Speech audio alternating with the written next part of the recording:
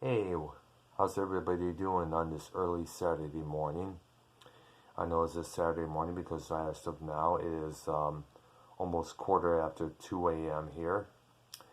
And I have the Bleacher Report on my tablet here, and I'm going to read the news item that I just got as soon as I came in the house not too long ago. It seems that Zelina Vega, who is one of the top female superstars, or one of the top female superstars in the WWE, has been released by the company as of yesterday, Friday. Now, the reason for all this was unclear, but there is some speculation to something that she tweeted out not too long ago. She tweeted out, quote unquote, "I support unionization." And she also responded to a tweet from a former WWE superstar, Paige, who said in October that she learned a lot about unionism today. Now, Zelina Vega's response was a simple, Now, this comes about not too long after the WWE started prohibiting its in-ring talent, such as either Paige, AJ Styles, and a few others, from running their own accounts through third-party sites such as YouTube and Twitch. Some stars have built large followings for themselves, dependent for what they've done in the WWE programming. Now, Vega appeared to try a workaround by setting up an account on OnlyFans. Now, Chris Brown, the singer, he recently started his account on that, as well as, Bella Thorne, who is an actress, who I believe was one time associated with Disney at one point. Correct me if I'm wrong.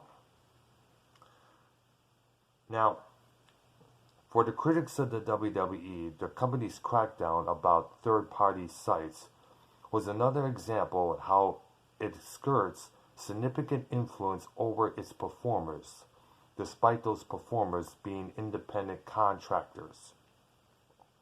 HBO's John Oliver made it a topic of discussion on his program last week tonight in 2019. Even assuming it played no role in the WWE letting Vega go, her release will most likely fuel what has been considered a long-standing debate.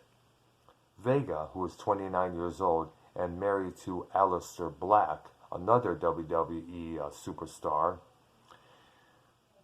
intentionally had a limited on-screen role, serving as the manager in both NXT and in the WWE to Andrea, who, as we know, is engaged to Charlotte Flair. And she also continued to do so following his move to the main roster. Now, recently, she branched off into a singles career of her own, competing in the ring.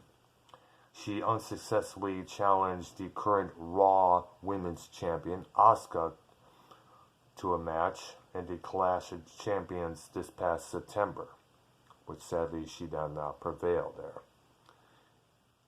Now, I also understand that on SmackDown tonight she took on Ruby Riott and didn't win in that match neither. Apparently, the WWE has been doing a lot of cracking down on its talent, as you mentioned.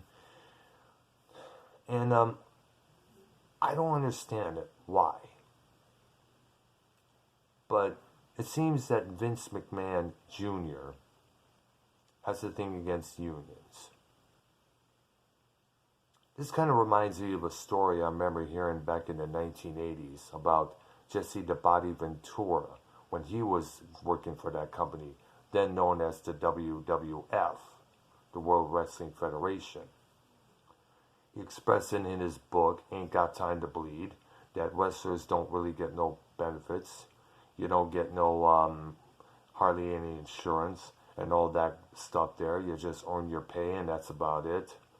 Whatever happens to you in the ring, you have to pay for it out of your money if you get injured and end up in the hospital for how many months or weeks. The touring, or actually the road to this venue and that venue is very rough on that person there. And I guess he mentioned that he wanted to start a union, because, to help the wrestlers out, because there's something else that needs to be brought up. When wrestlers retire from the ring, they're on their own at that time. They had to depend on whatever job they could, to get by.